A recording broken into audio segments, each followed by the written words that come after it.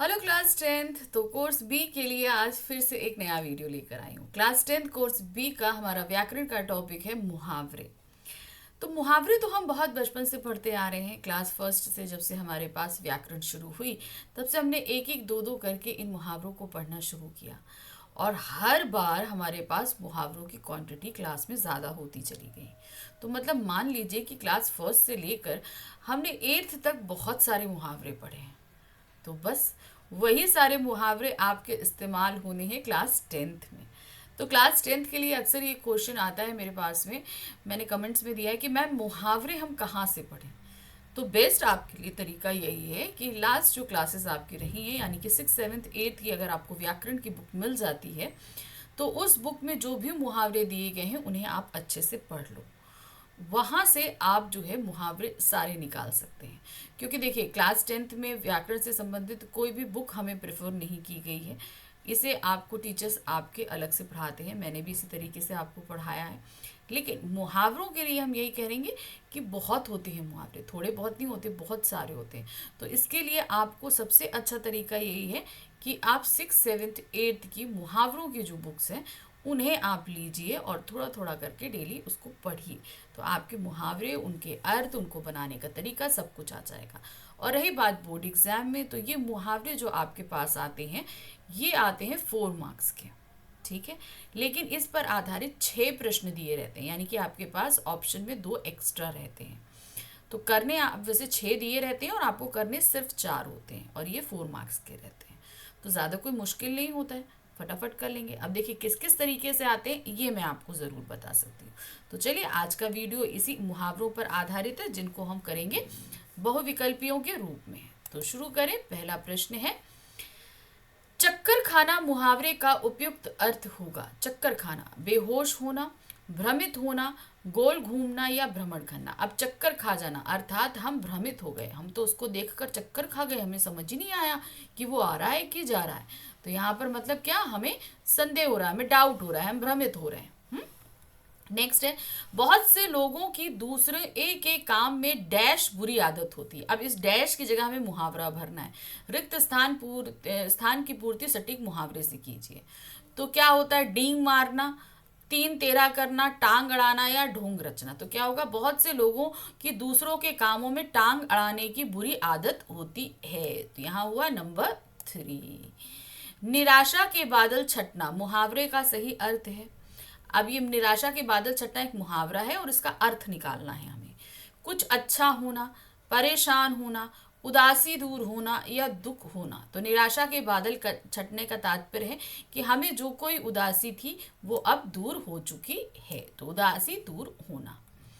व्यवस्था के खिलाफ लड़ना, व्यवस्था के खिलाफ लड़ना डैश है। उपयुक्त मुहावरे के लिए रिक्त स्थान की पूर्ति होगी। अंगूर खट्टे होना, अंगारों पर पैर रखना, आंखों पर चर्बी होना, आग पानी साथ रखना। तो व्यवस्था के साथ के खिलाफ लड़ना अंगारों पे पैर रखना है। यानी कि अंगारों पे पैर रखकर हमें जितना तकलीफ होगा, अगर हम व्यवस्था के खिलाफ जाते हैं तो भी हमें उतनी ही तकलीफ होगी। मुहावरे और अर्थ के उचित मेल वाले विकल्प का चयन कीजिए। मतलब 4 में से एक ऐसा ऑप्शन है जिसका मुहावरा और अर्थ दोनों सही है। गिरहा बांधना, मार डालना। गिरहा बांधने का तात्पर्य होता है किसी को लूटना। तलवार खींचना, सब कुछ नष्ट कर देना। तलवार खींचना यानी कि युद्ध के लिए तैयार होना या किसी से ईर्ष्या होना। पन्ने रंगना, व्यर्थ में लिखना। ये मुहावरा बिल्कुल सही है और इसका अर्थ भी सही है। कदम उठाना, सामना करना। कदम उठाना मतलब कोई एक इम्पोर्टेंट डिसीजन लेना। तो ये गलत है। नेक्स्ट आते हैं, प्रत्येक बालक अपने माता पिता की डैश होता है, आंखों का तारा होता है। प्रत्येक बालक अपने माता पिता की आंखों का तारा होता है। तो यहाँ पर नंबर 1 लगाएंगे। नंबर 7, व्यंग करना वाक्यांश के लिए उपयुक्त मुहावरा होगा। सूक्ति बाण चलाना, आड़े हाथों लेना, दांतों पसीना आना, बहुत फजीहत करना। तो व्यंग करने के लिए अगर हम सही मुहावरा लगाएं तो वो है सूखती बाण चलाना। व्यंग करने का तात्पर्य होता है किसी को टीज करना, मतलब कोई ऐसी बात है, जैसे हम बोल दें कि कोई व्यक्ति जो है बहुत देर तक सोता है, तो हम उसको टीज करते हुए क्या करेंगे, अरे यार तुम्हारी तो बड़ी ऐश है, इतनी देर तक सोते रहते हो। तो एक तरीके से हम उसके ऊपर व्यंग कर रहे हैं, अपनी बातों से उसके ऊपर वाण चला रहे हैं। तो ये क्या हुआ, सूखती बाण चलाना। दुष्ट व्यक्ति को चाहे जितना समझाओ उसके डैश। अब यहाँ पर मुहावरा क्या होगा, छाह न छूने वाला, मक्खी नाक पर ना बैठने देना, कान पर जू ना रेंगना, बाल बांका ना होना। तो क्या है, दुष्ट व्यक्ति को चाहे जितना समझाओ उसके कानों में जू भी नहीं रेंगती, अर्थात उसे कुछ समझ में ही नहीं आता। अयोग्य को कोई महत्वपूर्ण वस्तु मिलना के लिए उपयुक्त मुहावरा होगा, दांतों तले अंगुली दबाना, अंधे के हाथ बटेर लगना, अंधे की लाठी बनना, मोह माया के बंधन पड़ना। तो यहाँ पर अयोग्य को कोई महत्वपूर्ण वस्तु मिलना, इसके लिए सही मुहावरा है अंधे के हाथ में बटेर लगना। अंधे के हाथ में बटेर लगने का अर्थ क्या है, अच्छा भाग्य, बहुत अच्छी वस्तु प्राप्त होना, भाग्यवश अच्छी वस्तु प्राप्त होना जाना, यानी कि उसने मेहनत ना करी हो, बस उसे किस्मत से चीज मिल गई हो। तो सही यहाँ पर आपका थर्ड है। भारतीय टेस्ट क्रिकेट टीम में शामिल होना कोई डैश नहीं है। अब क्या है, मिट्टी का मौधा, हाथ का मैल, सांप सूंघना, बच्चों का खेल। तो क्या है यहाँ पर, बच्चों का खेल। भारतीय टेस्ट क्रिकेट टीम में शामिल होना कोई बच्चों का खेल नहीं है। प्रश्न संख्या 12 है, बहुत खुश होना अर्थ के लिए उपयुक्त मुहावरा होगा, हाथ पांव फूलना, फूल कर कुप्पा हो जाना, सातवें आसमान पे होना, फूटी आंख सुहाना। तो बहुत खुश होने का तात्पर्य है सातवें आसमान पर होना, यानी कि हम सब अपने आप को सबसे ऊंचा समझने लगते हैं, सबसे बड़ा समझने लगते हैं। ईश्वर को पाने के लिए डैश ही पड़ता है। अब यहाँ डैश की जगह क्या आएगा, बेराह चलना, मुंह की खाना, आपा खोना, लोहा मानना। तो क्या होगा, ईश्वर को पाने के लिए जो है लोहा, यहाँ पर जो होगा आपा खोना पड़ता है। आपा खोने का मतलब होता है अपने आप को खोना पड़ता है, अर्थात अहंकार को बुलाना पड़ता है। तो सही है आपका आपा खोना। नेक्स्ट आते हैं, अध्यापक द्वारा प्रश्न पूछे जाने पर छात्र डैश लगे। क्या लगे, अब अगर आंसर नहीं आएगा तो क्या होगा, आप बगले झांकने लगेंगे, है ना, इधर देखेंगे उधर देखेंगे, तो मतलब क्या हुआ, बगले झांकना। तो सही क्या, अध्यापक द्वारा प्रश्न पूछे जाने पर छात्र बगले झांकने लगे। नेक्स्ट आते हैं, पुत्र की सरकारी नौकरी लगने पर पिता की डैश। अब पिता की डैश क्या, मुट्ठी गर्म हो गई, लॉटरी लग गई, बाछें खिल गई, नया डूब गई। तो यहाँ पर पुत्र की सरकारी नौकरी लगने पर पिता की बाछें खिल गईं, अर्थात उन्हें बहुत ही ज्यादा गर्व और खुशी महसूस होने लगा। नेक्स्ट आते हैं आपके पास में, गागर में सागर भरना मुहावरे का सही अर्थ होगा, कुछ ना करना, थोड़े में बहुत कुछ कह देना, गागर में सागर का पानी भर देना, या फिर आपका लंबी चौड़ी बातें करना।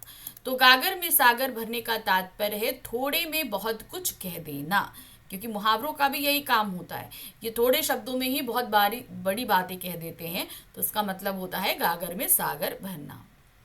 दबदबा होना अर्थ के लिए उपयुक्त मुहावरा होगा, हेकड़ी जताना, चमड़ी उधेड़ना, खाल खींचना, तूती बोलना। तो दबदबा होने का यहाँ पर मुहावरा अगर हम लगाएंगे तो वो है तूती बोलना। प्रश्न संख्या 18 है, तू मित्र है या शत्रु है, जहां भी जाता हूं वहीं मेरे सामने डैश। क्या कर देता है, डैश, डेरा डालता है, हवा में उड़ता है, त्योरियां चढ़ा लेता है, दीवार खड़ी कर देता है। तो क्या है, तू मित्र है या शत्रु, जहां भी जाता हूं वही मेरे सामने दीवार खड़ी कर देता है, अर्थात मुश्किलें ही लेकर आता है।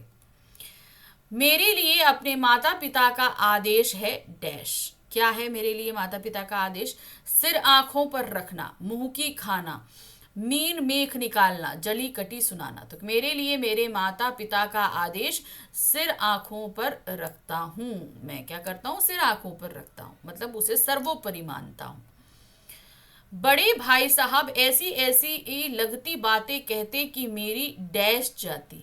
क्या जाती? तूती बोलना, खून खौलना, हिम्मत टूटना, दिल पसीजना। तो क्या होता? बड़े भाई साहब ऐसी ऐसी लगती बातें कहते कि मेरी हिम्मत टूट जाती, यानी कि मैं पूरी तरीके से अपने अंदर का कॉन्फिडेंस लूज कर चुका होता। 2 दिन बाद भोजन मिलने पर वह उस पर डैश, क्या हुआ?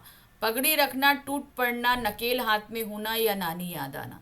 2 दिन बाद भोजन पड़ेगा तो हम क्या करेंगे? हम उस पर टूट पड़ेंगे पूरी तरीके से भूख मिटाने के लिए। कभी नौकरी ढूंढने निकलोगे तो डैश, अब डैश क्या होगा? जमीन पर पांव रखना, आटे दाल का भाव मालूम होना, दीवार खड़ी करना, नामो निशान मिटाना। तो कभी नौकरी ढूंढने निकलोगे तो आटे दाल का भाव पता चलेगा, अर्थात तब तुम्हें वास्तविकता का ज्ञान प्राप्त होगा कि एक्चुअल में ये कितना मुश्किल काम है। पढ़ाई में मेहनत कर मैं अपने डैश हो सकता हूँ। क्या हो सकता हूँ भाई? डैश। खून का घूंट पीना, पैरों पर खड़ा होना, एक पंथ दो काज होना, अपना हाथ जगन्नाथ। तो पढ़ाई में मेहनत कर मैं अपने पैरों पर खड़ा हो सकता हूँ, अर्थात मुझे आगे चलकर कोई अच्छी नौकरी मिल सकती है। तो इसलिए हम बोलेंगे कि हम पैरों पे खड़े हो सकते हैं। मुहावरे और अर्थ के उचित मेल वाले विकल्प का चयन कीजिए। ठीक है, अब हमें मुहावरे और उचित अर्थ वाले, यहाँ पर क्या दिया है? घुड़कियां खाना, साहस प्राप्त करना। घुड़कियां खाना मतलब कोई बात बात पे बातें सुनाते रहे, उन्हें बोलते हैं घुड़कियां खाना। तो ये गलत है। तलवार खींचना, सब कुछ नष्ट करना। तलवार खींचना का तात्पर्य होता है युद्ध के लिए तैयारी करना, यानी तुरंत हम तैयार हैं बहस के लिए। पन्ने रंगना, व्यर्थ लिखना, ये बिल्कुल सही ऑप्शन है। आग बबूला होना, अपने वश में। आग बबूला होना मतलब बहुत गुस्सा करना। तो ये नीचे वाला भी ऑप्शन गलत है। सही है पन्ने रंगना, व्यर्थ लिखना। अमित पर अमीर बनने का डैश था। उपयुक्त मुहावरे के लिए रिक्त स्थान की पूर्ति कीजिए। तो क्या था? भूत सवार होना, सूरज को दीपक दिखाना, सिक्का जमाना, शान में बट्टा लगाना। तो अमित पर अमीर बनने का भूत सवार था, बस उसे इसी तरीके से, किसी भी तरीके से बस वो अमीर बन जाए। रेखांकित अंश के लिए कौन सा मुहावरा प्रयुक्त करना उचित होगा? अब देखिए क्या है यहाँ पर एक वक्त, इसके लिए हमें कोई मुहावरा निकालना है। तुम सारा दिन काम में जुटे रहते हो, कभी आराम भी कर लिया करो। तो यहाँ पर क्या है? सारा दिन काम में जुटे रहते हो। कोल्हू का बैल, 3 तेरह करना, खेत का बैल, हक्का बक्का। तो क्या है? तुम सारा दिन कोल्हू के बैल की तरह लगे रहते हो, कभी आराम भी कर लिया करो। तो सही क्या है? कोल्हू का बैल। कक्षा में प्रथम स्थान पाने के लिए उसने डैश दिया। क्या दिया? नाको चने चबाना, अपना रंग दिखाना, ओखली में सिर देना, रात दिन एक करना। तो कक्षा में प्रथम स्थान पाने के लिए उसने रात दिन एक किया, यानी कि उसने बहुत ज्यादा मेहनत करी। बिना धन के कोई व्यापार करना डैश है। अब बिना धन के व्यापार करने का तात्पर्य क्या है? घर में उड़ना, आकाश में उड़ना, खुले मैदान में उड़ना या पैरों से उड़ना। तो बिना धन के कोई व्यापार करना आकाश में उड़ने के बराबर है, अर्थात हम तो आकाश में उड़ नहीं सकते, ये इम्पॉसिबल है। तो इसीलिए कहा गया कि बिना धन के व्यापार भी नहीं हो सकता है। आटे दाल का भाव मालूम होना, इस मुहावरे के लिए अर्थ है किसी को सबक सिखाना, कठिनाइयों का ज्ञान होना, चीजों के भाव पता चलना, खरीदारी के गुरों का ज्ञान होना। तो आटे दाल का भाव मालूम होना ये एक मुहावरा है और इसके लिए सही अर्थ है कठिनाइयों का ज्ञान होना। किसी भी काम में अगर हम आगे बढ़ते हैं तो उसमें क्या क्या कठिनाइयां हैं, इसका ज्ञान हमें वहीं पर जाकर लगता है। तो इसको हम बोल देंगे आटे दाल का भाव पता होना। अब यहाँ पर हमारे सामने कुछ मुहावरे दिए गए हैं, उनके अर्थ दिए गए हैं। अब हमें निकालना है कौन सा युग्म सही है, और नीचे ये कूट दिया गया। ठीक है, देखिए पहला सहज रहना, जागरूक होना, ये बिल्कुल ही सही है, तो नंबर 1 पे लगाएंगे। फिर उसके बाद में आपके पास में आ रहा है रंग दिखाना, प्रभाव दिखाना। नहीं, रंग दिखाना मतलब अपनी असलियत को सामने रखना, तो ये गलत हो गया। नंबर 3 दिमाग होना, बुद्धिमान होना, बिल्कुल सही है। खून जलना, तिरस्कार करना। फूल जलने का मतलब क्या होता है? बहुत ज़्यादा क्रोधित होना। तो ये ऑप्शन गलत है। तो पहला और तीसरा सही है। तो पहला तीसरा यहाँ गा में ऑप्शन सही है। तो यहाँ पर हमने आपको बता दिया कि मुहावरे किस किस तरीके से आपसे एग्जाम में पूछे जा सकते हैं। तो इसी तरीके से आपको प्रिपरेशन करनी है, और मुहावरों को कहाँ से पढ़ना है ये तरीका हम बता चुके हैं। तो अभी बहुत कुछ है चीज़ें हम आपके लिए लेकर आ रहे हैं, तो उनको देखते रहिएगा और अच्छे से एग्जाम की तैयारी करते रहिएगा। मिलते हैं अगली बार। Thank you for watching. Bye bye.